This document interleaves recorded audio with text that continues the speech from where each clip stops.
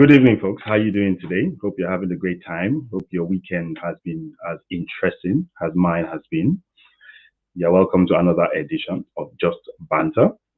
And always interesting, of course, as usual. So many drama, especially when you look at Nigeria. Anything to do with Nigeria is always very interesting. There always hear plenty of things. It is 1 week, one drama.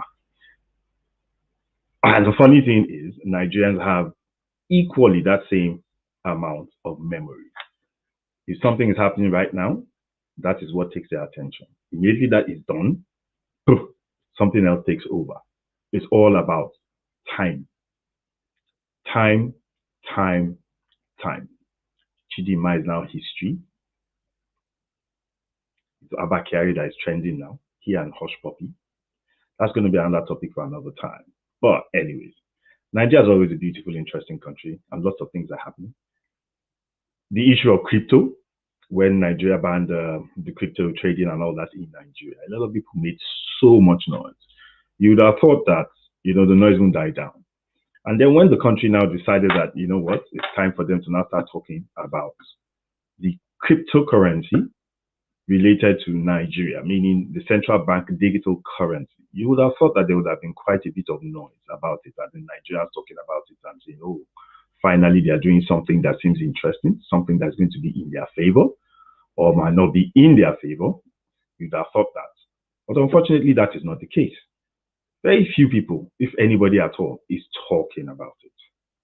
Now, that makes you wonder, is it a case of they have no idea that this is going on, or is it simply a case of the Abakari issue just seems a bit more interesting for Nigeria than any other thing at the moment? Tonight, we're going to be talking about Nigeria's interest in actually setting up a cryptocurrency, a digital currency rather, not cryptocurrency. I think our expert, Oluyomi Martins, will be able to enlighten us quite a bit on that when we finally bring him on, because it is something that, it baffles me, because I personally, when it comes to the issue of policy, when it comes to the Nigerian government, I'm a bit wary, because there are so many things that are done in a hurry. They really don't think a lot of things through, or maybe they do and we don't understand, but they don't make us understand. They don't say enough for us to understand what it is that they're doing. So in a lot of cases, a lot of people have a lot of wrong information. So whether it is disinformation or misinformation, we are not sure which it is. But what we do know is we don't get enough information for us to be able to make informed decisions around these types of issues.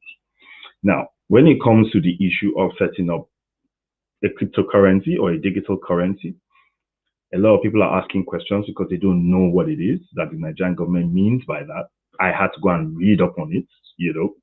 I don't have a choice. I have to learn every other day. So I had to go and read up a little bit on it, but still I didn't get enough. So I had to reach out to the man that I knew who knows a bit, to put my mind at ease when it comes to digital currencies and cryptocurrency. Oluyomi Martins, he's been on the show quite a few times. He's also a forensic audit expert in terms of you having, issues, bank charges and all that kind of stuff. So we've consulted with him quite a few times. He's our homebody when it comes to Just Banter and from a radio generally. He gives us quite a bit of quality information as at when we need it. So I'm going to bring Oluyomi Martins on very shortly, right after this quick commercial break. We'll be back. Right.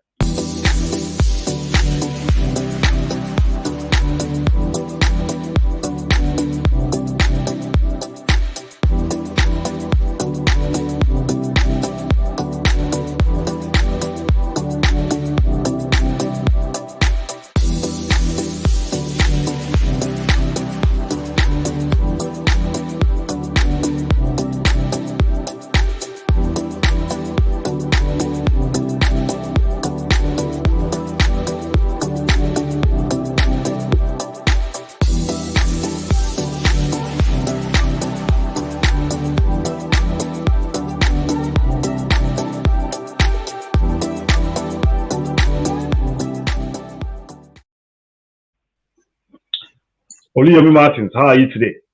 Hey, I'm doing good, and you? Well. I mean, it could be better, but it's exciting times, So my tailor right now is the one that is trending because everybody's talking about tailors and somebody collecting, whether Nigerian police station has turned to Kenya and all sorts of stuff. There's all sorts of drama. You know how Nigeria is. Things are always happening. Nigeria is full of drama. It's full of drama.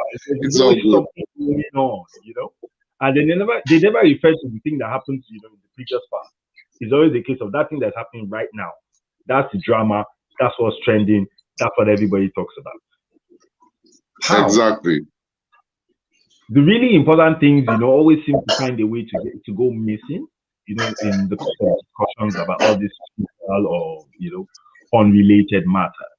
I mean, something as interesting as the Central Bank of Nigeria deciding all of a sudden that they are going into cryptocurrency and nobody is even saying anything about it. Yomi, what exactly does the Central Bank mean by this?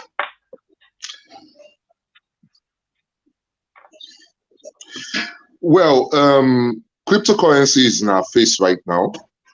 There is, I'm trying to remember the name right now, but irrespective of that, the fact is, it is not our future anymore. It is our now, right? So any progressive government should realize that cryptocurrencies and digital currencies are going to overtake fiat or compete equally with fiat currencies, as it is right now. So I believe any progressive government should actually be thinking about that. And that, I guess, is what the Central Bank of Nigeria is thinking about as it is. Okay. So when we talk about, government coming up with digital currencies, so we have seen there are two countries where that is already happening presently. So you have the Bahamas and then you have China. Of course, China is the one that a lot of people are aware of because China is always in the news for one thing or the other. But we've been made to understand that between China and the Bahamas, their digital currency is backed by the value of their actual currency. Is that going to be the same situation with the digital currency from central bank? We can only be speculative. We can only be speculative at this point because we can't be sacrosanct as in what the federal government of Nigeria is going to do through the CBN. But there are options. They can take the Bahamas and the China model by backing it up with their fiat currency. But what I feel as an analyst, what I feel basically is that what we should be backing it up with, right? Because, okay, let me start this way.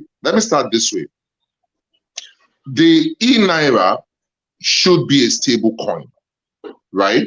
That's given. Okay. It has to be backed up. That means the price of the e-Naira cannot be allowed to fluctuate the way the fiat Naira is fluctuating. So that means that the federal government of Nigeria needs to back it up with something, you understand? And what I'm actually projecting is, or what I'm predicting is probably they are going to back it up with a portion of the country's reserve, because that's the most logical thing to do. So that it remains a stable coin and not a volatile coin. Okay, so in the first place, all right, there's always a lot of miseducation or lack of education when it comes to cryptocurrency. First of all, can you explain to the average person in the language they can understand what exactly is a digital currency and how will the average individual be able to use the digital currency? Okay, now let me look at cryptocurrency basically, because you can actually ascribe that to digital currencies as well. Basically, a digital currency or a cryptocurrency is a currency that you cannot hold in your hand. It is in a digital form. And apart from being in a digital form, it has to have its domain or its playground, if I will put it that way, on a blockchain. And what is a blockchain? A blockchain is a set of ledgers in which Everybody has the history of transactions. It's decentralized. It's not in one person's hand. So this person knows what Mr. A is doing. Mr. A knows what Mr. B is doing. Mr. B knows what Mr. C is doing. It's not a physical currency like our paper currency. You understand? So what they are trying to do right now is to ensure that we have a currency that is virtual, more or less. I think that's the simple grammar before I go into too much technicality that the layman may not be able to understand. Okay. So now, digital currency is going to be sitting on the blockchain. The blockchain that is going to be sitting on, from our little understanding of the blockchain, the layman might not understand what the blockchain is, how the blockchain operates, and the issue of central banks initially banning cryptocurrency in Nigeria. They laid claim to the fact that there are anti-money laundering and know your customer laws that were affecting the trading of cryptocurrency in Nigeria. So that was the reason why they actually banned the cryptocurrency. Now, how or when do you think they're going to start implementing AML and KYC? Because there's a lot of money that moves around in Nigeria. Are people going to want, that level of clarity on where the money goes and all of that? Okay, but let me start with the first question, because you actually asked several questions at the same time. I guess you noticed that fact. You asked several questions at the same time. Let me start with reiterating what the blockchain is all about. Just imagine a blockchain being a ledger, right? A ledger in which not one person has access to, but several people have access to it. There are checks and balances. It's not centralized. It's not a thing that one government or one person or one organization has autonomy on. That settles that first question. Then the question of KYC. Now, I actually find it a bit comical that the federal government of Nigeria, through the CBN, actually banned a couple of cryptocurrency exchanges like Binance, Remitano, Luno, and the rest of them in the first place, because a lot of them already have a degree of know your customer, which is KYC, since we need to break it down in layman's terms. They already have a degree of know your customer. I can remember when I was registering on a couple of these exchanges, Binance to be particular, I had to present my BVN, I had to present my international passport or any other identification that I had to present my bank statement so that they are sure that the address I'm giving is actually the address I'm resident in. So in terms of tracking, as I said, I find it a bit comical that the federal government of Nigeria through the CBN actually raised the issue of KYC. All they needed to do was probably put layers of comfort for themselves in terms of operation in Nigeria. Now, a couple of countries, I know of recent, I just heard the news of Malaysia. Malaysia just put a cap as regards the transaction amounts that you can do on Binance if you have a particular level of know your customer documentation with Binance, right? So these are things that we can do in Nigeria, put caps on those documentations. Like I said, I supplied my BBN. It's like everything you would do for any typical bank in Nigeria.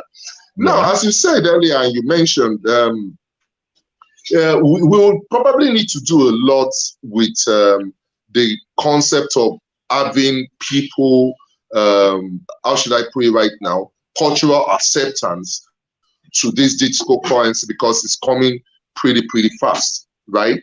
The time limit is so short. They are looking at introducing it, as we all saw in the newspapers, that is probably going to be introduced on the 1st of October. I don't know if that is going to come true, but they need to do a lot of publicity in that regard. You understand? So that's about it. I hope I was able to take care of a couple of those questions. If I missed out one, you could quickly tell me so that I can attend to it. Yes, you did, but I'll still go back to one of those same questions again. So now, like I said at the very beginning, when it comes to policy and the Nigerian government, and I'm not talking of this government in particular, I'm talking about those governments that have come and gone in Nigeria. We have seen a lot of fight-and-date approach that is being used in terms of policy development and policy implementation. Now, usually what you would expect of the central bank is to have a multi-year, multi-year plan. So people are aware that these are probably the directions that the economy is going to go, and then they can now plan according to those policies. But I find it rather strange and rather curious that you banned cryptocurrency trading just a few months ago, then you now wake up, in the month of July, and announce that you have decided that you are going to implement a central bank digital currency in the month of October. Okay. Okay. How and where did they develop that policy in the first okay. This is how I feel it happened. Basically, let's look at our three major forms of foreign inflows in Nigeria, right? Mm-hmm. Number one is crude oil. Number two is remittances. I call Nigeria a remittance country. And number three is JVs, joint ventures, foreign inflows, foreign direct investments, and things like that. Those are our three main sources of forex. Now, with cryptocurrency becoming popular, the likes of Bitcoin, USDT, and the rest of them, then also because of the cost of the transaction costs, right? Mm-hmm. For remittances into this country through Western Union and all the rest of them, you'll find out that it's actually pretty easier for an average Joe in the United States or in the United Kingdom to open an exchange account, maybe Binance Exchange, blah, blah, blah, for his mom or dad that he wants to send money to, or his brother or sister. Give them the password, send the money there. They change it through P2P, that is peer-to-peer, right? Get the money paid into their bank account with little or no cost on P2P. And even if they are transferring from the exchange to the other, the cost is extremely minimal. You can't compare the cost to what you will incur if you were transacting through Western Union and the likes, MoneyGram and the rest of it. So the Central Bank of Nigeria realized that they were losing a lot of inflow through the banks, the conventional banks. That's why I believe they needed to step up their game to compete with the already existing cryptocurrencies, right? And have their own digital currency so that people can actually do remittances with the Naira digital currency right now. Because they are losing money to Bitcoin, they are losing money to USDT, they are losing money, and people are not really remitting as much. Like I said during the conversation way back, the federal government through the CBN came out with a promotion some while ago that for every dollar that you bring into the country, as in through remittance, you will get an extra 5 naira on every dollar. I felt that that was actually a form of window dressing because you are just plucking the leaves and not really cutting the branch. Our major problem in this country, pardon? That's not sustainable in any way. It is not sustainable. It's like just plucking the leaves and not cutting the branches or the stem. It's not actually sustainable. You understand? Our major problem in this country is actually our balance of trade. We import more than we export. So there is no rocket science out of it. The macroeconomic policies we should actually be looking at is looking at how to drastically reduce our import dependency and all that, so I not blame it on crypto. Because with the digital currencies coming on board right now, I foresee a situation in which the federal government through the CBN have to relax their stance on the operations of crypto exchanges in the country, because they have to operate on a platform for people to be able to buy and sell. They can't just be dependent on banks, because cryptocurrencies operate on blockchains, right? They operate on blockchains. So if you have a digital currency, you have to have an exchange that houses that that currency, and for an exchange that they can buy and sell those currencies on. So there is no how they are not going to come to the round table and look at the modus operandi in terms of know your customer and the rest of them, to bring back Binance, Luno, Remitano, for them to be able to still operate and do their business in Nigeria. Because it's as if, come, you've driven me out and you still want to operate on my platform. How is that possible? So that is my analysis based on that. I foresee a situation in which they cannot stand alone, and they will still need to partner and look at workable terms to bring back those exchanges and make them operational again in Nigeria. Let me quickly say this. I don't know whether that's part of your question. See here, in terms of on the banks and all that stuff, right? And if they do their publicity rights, on the bank's population in Nigeria, which is quite large, right, would also benefit from the digital currency introduction, and that is the e-naira, right? Because even transferring money from one person to the other will become easier. But there ought to be regulatory changes pretty soon, right? In terms of the regulatory framework in which the banks would now be operating to service this new e-naira that's being introduced. That has to be looked into. That means the guide to bank charges and so many circulars that are in existence right now are to face a measure of modification so that it accommodates the introduction of this digital currency and all that stuff as well. Now, we have highlighted the point that they lose money and all that due to, you know, the competition that they are getting from the likes of the other cryptocurrencies are existing out there. Is that enough reason for them to try to rush this policy? Well, let me look at it this way, right? But I will actually agree with you in the academic sense that it's a rush. But we're also trying to, like Nigeria, you know, our egocentric mentality. We are the giants of Africa and all that stuff. Let's be the first person to bring it out in Africa.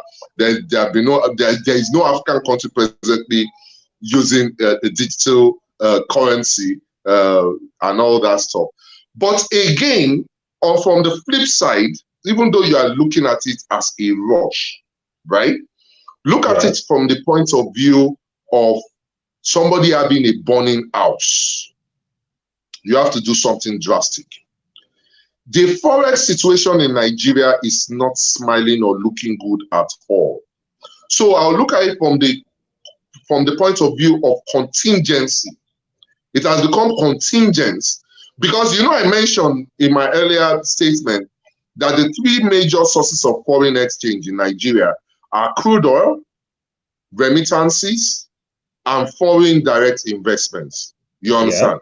Now, when you are yanking off one of the major three, you will panic and you have to do something very fast. If not, I pray we don't have a situation in which We have a Venezuela situation in which their currency is more or less like tissue paper. Because the last time I was in a circle of intellectuals that were discussing the econometrics of the Nigerian naira, the prediction is actually for the naira to be exchanging for as much as 600 naira to a dollar if we do not do anything very drastic. And that prediction still stands if we do not do anything drastic. So for one of your three major sources of foreign exchange to be to face this kind of challenge from cryptocurrency trading, I do not feel that they are being too drastic about it. But they should also make sure that they dot the I's and cross the T's in terms of the SOPs, that's the standard operating procedure that they are going to come up with, and the processes they are going to come up with. So if they have enough manpower on deck to make sure that the implementation of this strategy works out, one won't really say it's actually a fire brigade thing, but it's a contingent move that has to be done. Okay, so we're going to go on a quick commercial break, but before we do that, I'd just like to please, alert you to not using currency and tissue paper in the same sentence, just so that Idi Amin does not come after you. Because when you say you call Uganda money, shit money, you have to be careful. You have not changed. Don't use currency and tissue paper in the same sentence. We'll be right back shortly after this quick commercial break, and then we'll no problem, man. on that 600 naira to $1. We'll be back shortly. No problem.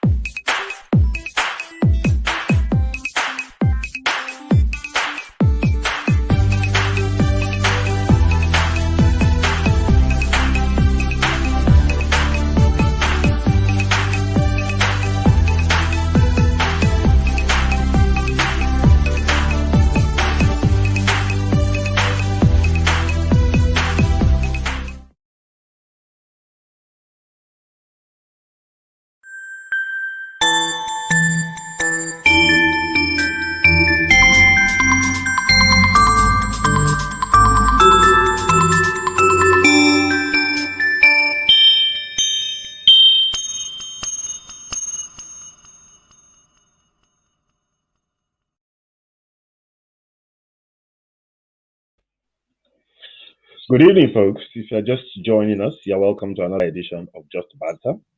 And tonight we have our financial expert, in-house financial expert, Oluyomi Martins, on again, as usual. When it comes to financial matters, we always look for him. And then, of course, when it comes to the issue of crypto, because he's the man to talk to when it comes to cryptocurrency in Nigeria. And what we're discussing today is Nigeria, a rebound to crypto. Simply because the Central Bank of Nigeria, just a few months ago, banned crypto trading in Nigeria. And then just last month, they announced that they were going to start testing the central bank digital currency in October. Scary for some people. For some people, it seems it might just be something to stop the free fall of the naira. And like Yemi said, just before we went, on a quick commercial break, and I had to remind him of what it meant for you to mention currency and tissue paper in the same sentence. We will go back to that issue of the naira free fall. Yomi, it's good to have you on as usual. Thank you very much, Abid, man. It's always a pleasure being on your show. Yes, Yomi. Now, Yomi, central bank digital currency. You mentioned just before we went on the quick commercial break that it might be able to stop the free fall of the naira, probably stop the naira from dropping to as much as 600 naira to $1. Now, in a no. You. Sorry to cut you short. Yes. I didn't say that singular action will stop the free fall. No, not that singular action, but it's part of the remedies. Part of the remedies, yes. So that was why I was going to ask this question. For a country that produces next to nothing, for a country that has quite a few raw materials, or mineral resources and the likes, and they export it without adding value, bring back a fraction of those mineral resources and those raw materials. They bring back a fraction of it as finished goods, and it is sold at 10, 20 times the value of the original products themselves. How is that going to change anything if you are not actually producing anything? If you're not adding value to what you have? I'm as sad as you are with that statement, right? Because we should actually be deepening the value of our raw materials and all that stuff. Then again, there are so many things we can actually do, really, which we're not doing right now. It's just that I hope this message actually gets into the right hands. Our solid mineral sector, for instance, is basically not operational, apart from being operational clandestinely, in the sense that locals mine gold in Zamfara, in Guzau, they mine gold in Oyo, they mine gold in so many other parts of the country. There are so many other minerals that we have in this country that, if processed, they will contribute veritably well with crude oil and all that stuff. I actually hope things will start changing, but that is actually with a caveat, with the introduction of the private sector initiated refinery, that is the Dangote refinery, pretty soon, because at least we'll now start adding value to our crude oil and all that stuff, and that should actually reduce our importation. Funny enough, I just said it, our importation of refined crude, even though we are producers, right? We import PMS, we import DPK and all the rest of it, and it is actually very comical. It beats everybody's imagination, because the combination of PMS, DPK, and jet engine, fuel is less than 50% of the composition of a barrel of crude oil. So there's so much that can be gotten from each barrel of crude oil, but the focus is on less than 50% of it. And even that less than 50%, even that we cannot actually produce. We can't add value to it. So hopefully maybe the Dangotes and whoever else are going into that sector, maybe they'll be able to do something, and maybe that will change things a little bit. Now let's go back into crypto. Beware what you put into the market, because what you put into the market can come back to bite you. I've seen a lot of things that are not metaphorical. They actually did happen, where you can say that you can release a lion into the market, and then you think that the lion will not come back to feed on you. If you feed on everybody else and there has nobody else to feed on, it would surely come back to you. CBN banned the trading of crypto in Nigeria based on AML and KYC. Now, Nigeria, or should I say Nigerians, have been screaming to the high heavens that they do not know how monies are spent in Nigeria. They do not know how much National Assembly members get. They do not know how much governors get, and those, and the likes.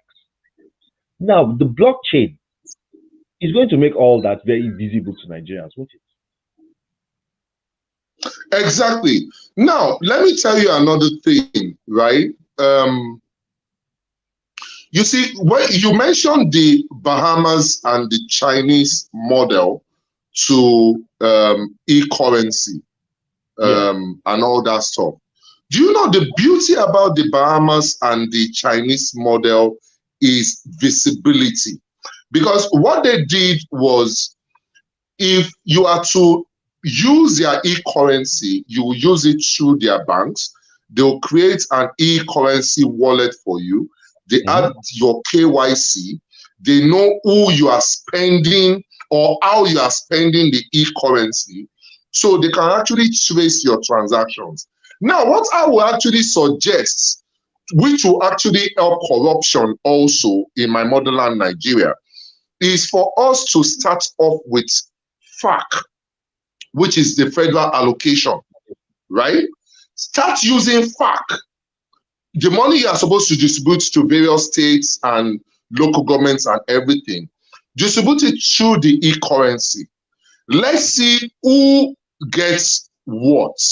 So accountability will actually come to fore. You understand? So that's another major advantage of the use of the e-currency that is being established as it is. Okay, so there are two questions that come out of that. Because, for every form of change, especially when it is drastic change, you always see quite a lot of pushback. So the first question has to do with the Nigerian banks. So what role will Nigerian banks play? Because if I can have, if I can do transactions on the blockchain, if I can have my money in digital format, what do I need Nigerian banks for? That's one. The second question, I don't know which one. I'm asking both of them at the same time because I'm not sure which one should come first. But the second one, whether the chicken or the egg. The chicken or the egg. Now, because of the level of influence that financial institutions have when it comes to policy development and policy implementation in Nigeria, and then you now also look at the fear of transactions being that that transparent. Are Nigerian politicians going to pass the digital currency into law? See, this question is what I normally tell my friends is a jam question. In terms of passing into law, as in the CBN, Naira and all that stuff, that question is also very ontological because we have had cases in which a CBN governor has made some form of regulation or the other and have received the rebuke of even the president before he even gets to the house and all that stuff. So that's a given. We are not even sure whether it will fly, whether they have actually discussed with influencers, because all these things have to do with due process and all that. So that I cannot speak on authoritatively, but I want to believe that before such a thing was published in the newspaper, right, it would have received a measure of support from influencers in politics. That's why they always say political economy, right? You can't divide politics from the economy. Now, in terms of transparency, right? See, it's so clear. If you do not have anything clandestine to do, I don't know why you will not want anybody. If you are not running away from tax, if you are not running away from anything fraudulent, I don't see any reason why you won't want your transactions. It's not public, but authorities can actually call for it and see it. If you look at the United States, for instance, they did not ban the trade in cryptocurrency, but you must actually make tax returns. They want to see how much money you have made, and if you do not declare, they can call up on any of those exchanges to present your statements and all that stuff, and they do an audit of it. And if they discover that you are short paying in tax, that's actually a jailable offense. So I do not actually feel that transparency should be a major issue here. If you are, as they say, EU comes with equity, comes with clean hands. So there shouldn't be a reason why you should want to hide your transactions in the first place. Okay, so I'll ask you a rhetorical question, basically meaning you don't have to answer. So can you name 5 politicians in Nigeria that, will not mind their transactions being out in the open? That will not mind their transactions being out? You are a very, very funny person. Okay, see, nobody knows my house, so they can't come and kidnap me. Okay, you are putting me on the spot also. Maybe Tinubu is very honest, if I would say. It's rhetorical. You don't have to answer. No. Even Uncle Boo Boo should have the e-currency so that we can track. That's Uncle Buhari. We should also be able to track my Uncle Tinubu. You understand? Because he has been a modest person. He doesn't have a wallet. He only has a bullion van that parks in Bodilon. I was wondering about that, because when you mentioned, Uncle Boo Boo, for instance, Uncle Boo Boo, his wealth is measured in the livestock that he has. In cattle. In cattle, so you probably cannot measure that, digitally. But for the likes of the Lord Mayor of Southwest Nigeria, so that one might be quite an issue. You know what I mean? Because since you will need billion vans to be able to make. Habib, if they come and carry me, it's because I'm on your show. Oh, yeah. Now, but na joke I do. For the records, na joke I do. Yeah, I mean, well, you see, all these are issues that are relatable because they are day-to-day issues. So now, when we now talk of, the average person being able to use digital currencies, you want to talk of how it affects the economies of states, across board. There are some states that are said to not be technologically advanced enough to be able to use, things like a digital currency. There are states where they are, technologically advanced enough to be able to use digital currency, but the barriers in the day-to-day use. So I'll give you an example of what I mean by the barriers in day-to-day use. So take, for instance, now, how will the National Union of Road Transport Workers, how will they collect their daily contributions when you are talking of digital currency? Let me answer that very quickly. It's actually a no-brainer for me.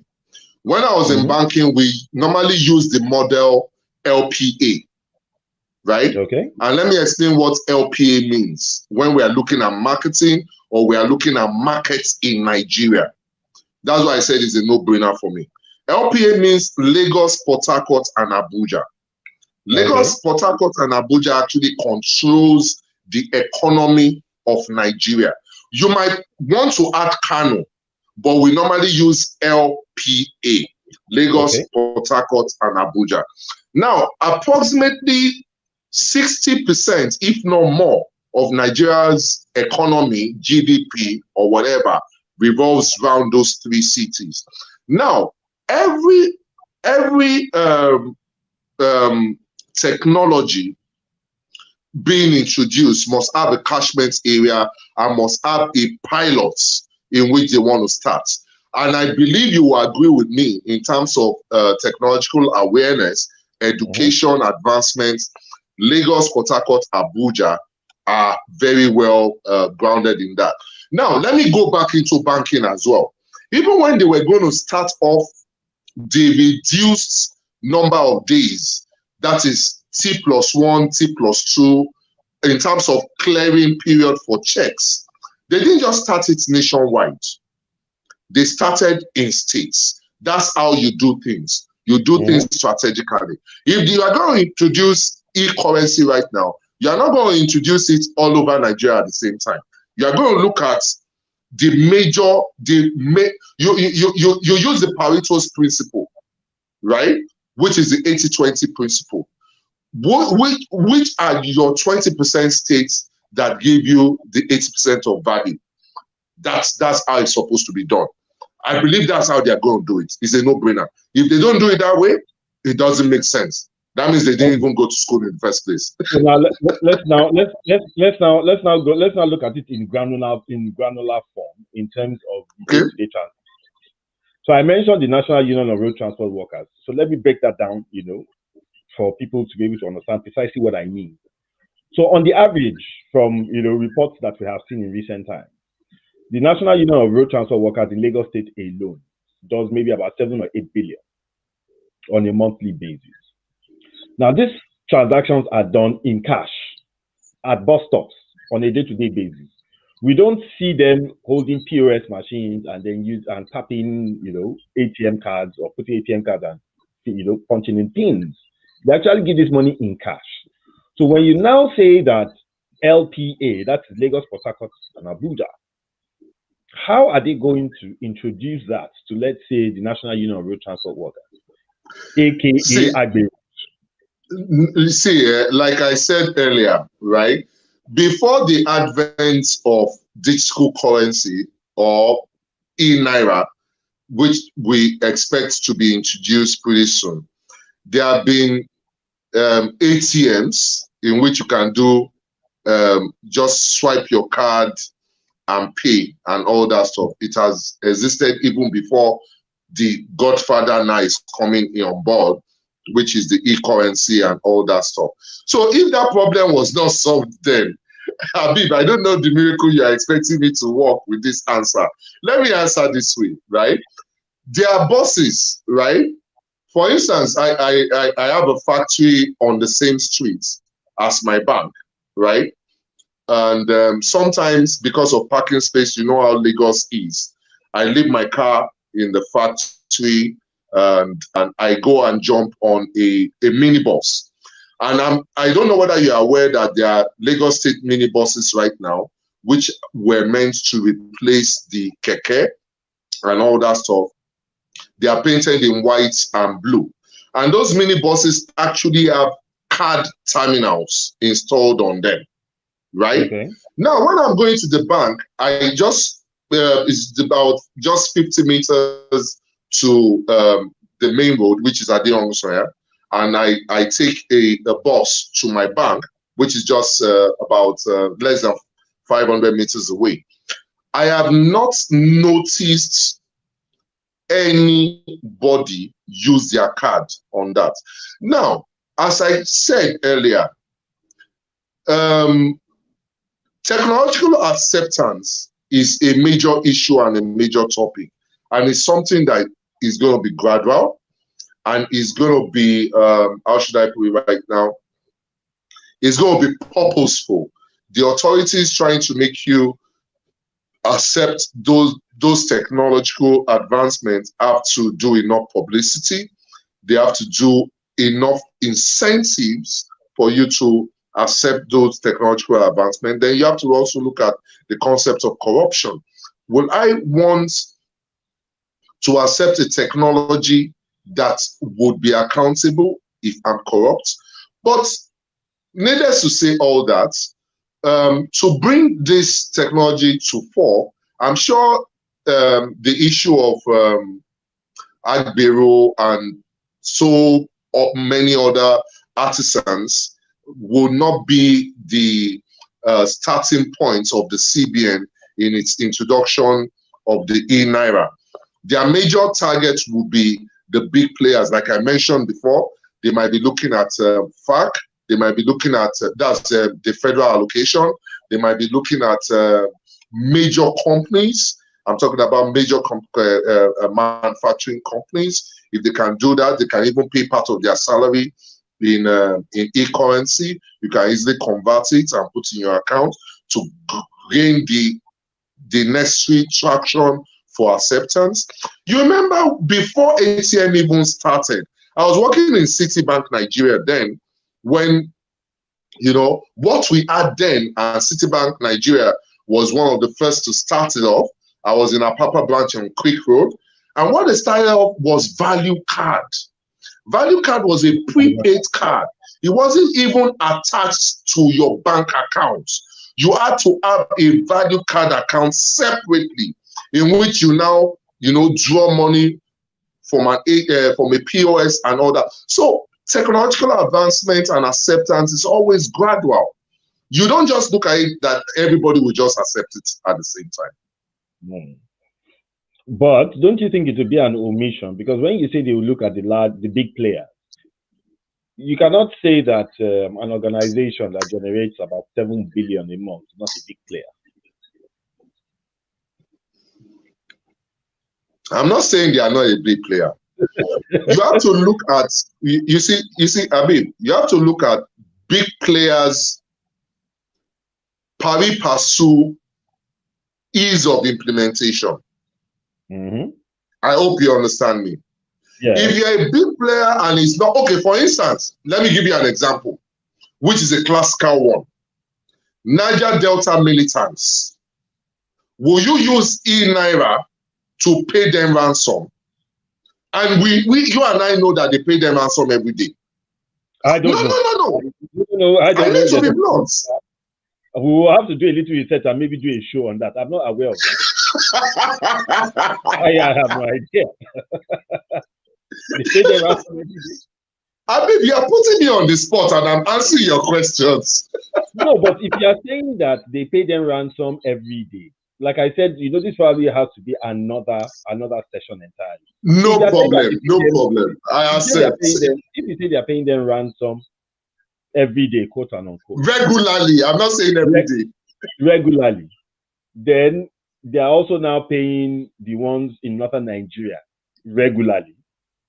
Obviously. Then what is I don't know. I'm just asking, I'm just asking questions. Or Shekau, would they pay Shekau in Naira? Because I have no idea. That's why I'm asking these questions, because these are pertinent. Neither do I. Like I said, probably this is another session, entirely when it comes to the issue of who is being paid and who is not being paid and who is paying them.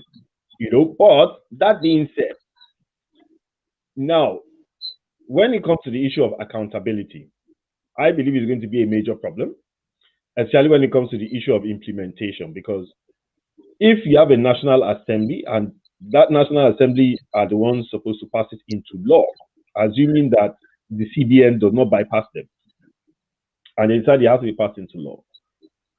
They refuse to pass the e-voting and e-transmission, of elections and election results. Will they now want a situation where you can now actually be able to subpoena their bank accounts, subpoena their tax returns, and now be able to show on the blockchain that this is what, because there's a rumor that some of them collect as much as 700 million per month, and all sorts of stuff. Rumors everywhere, they're not substantiated.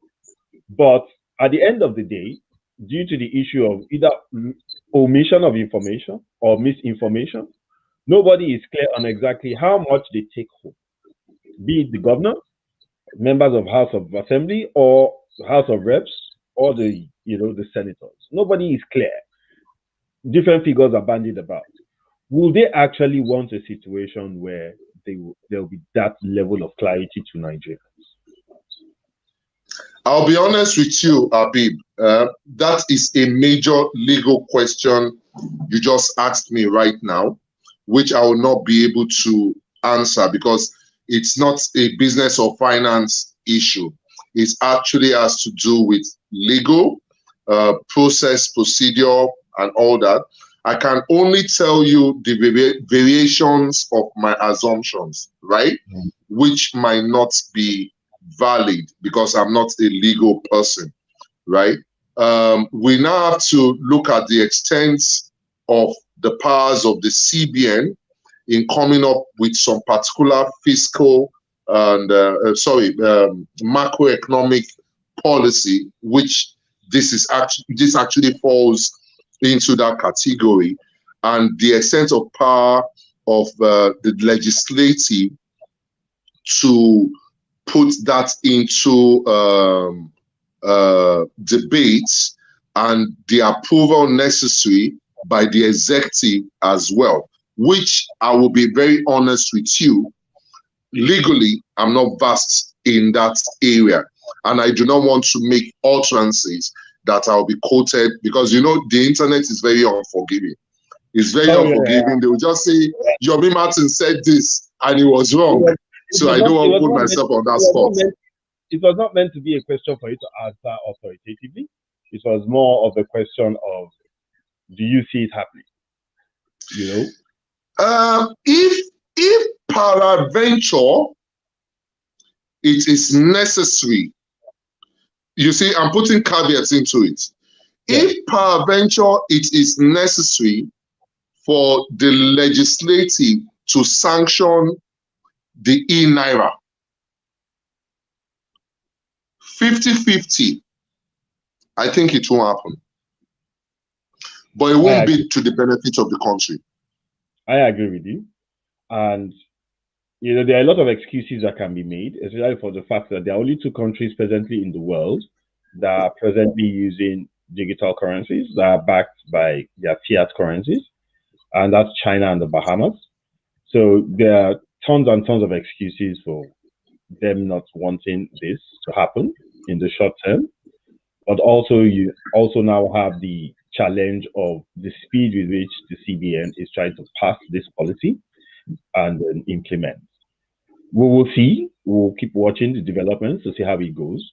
We'll try to see, you know, how it benefits Nigerians. I don't know if this is going to be able to, you know, create more jobs for Nigerians. I don't know if this is going to be a motivation for Nigerians to be a little bit more productive, because I had a discussion with somebody, you know, earlier on today, and I was telling the person of how hardworking Nigerians were.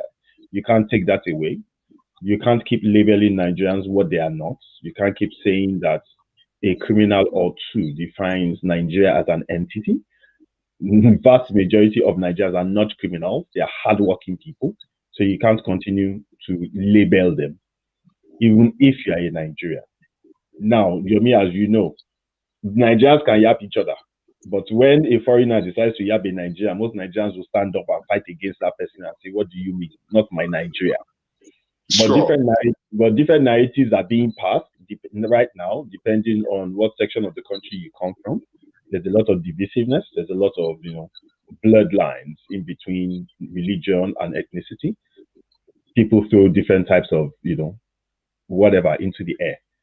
So a lot of things are going to affect the way cryptocurrency is going to be introduced into the Nigerian financial system and going mainstream.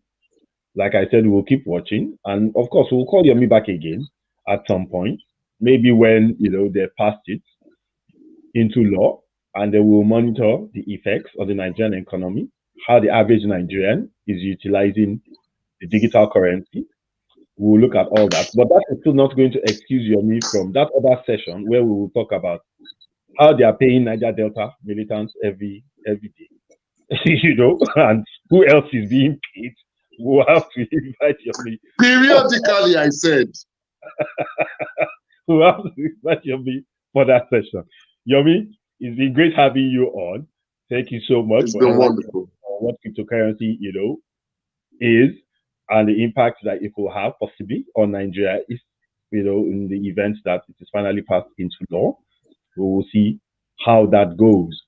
And hopefully in the coming week, maybe there'll be a new drama that will all be focused on. But in the meantime, be very careful with your tailor. You don't know exactly, you know, where your tailor can lead you at this point in time. You have, I mean, we all can't say right now how dangerous a tape rule is and a sewing machine. Anything is possible. You know, we have learned that it's harder than an AK. A lot of things have happened, you know, in 1 week, and they're still unfolding. We hope that this is not going to continuously tarnish the image of Nigeria as a country. Too many hardworking Nigerians doing exceptionally wonderful things.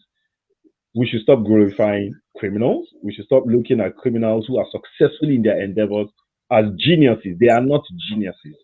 The true geniuses are the ones that are doing wonders in the private sector, the ones who are running startups, the entrepreneurs who are doing kobo business, and they are making it happen. People like Mr. Oluyomi Martins, who is running his own private consultancy. As a matter of fact, I think Yomi runs about 3 different types of consultancies. So Yomi runs his financial management, he does his crypto trading, and then he also has his bank statement auditing consultancy and training, as a matter of fact. So that makes it 4 businesses that Yomi is doing. So there are people who are doing wonderful things, who are running verticals from the initial businesses that they have started, and they are generating enough to keep their families happy, even if they are not driving Rolls Royce and wearing Gucci flavor all over town. They are beautiful, fantastic Nigerians all over the world. Thank you very much for taking out the time to join us tonight.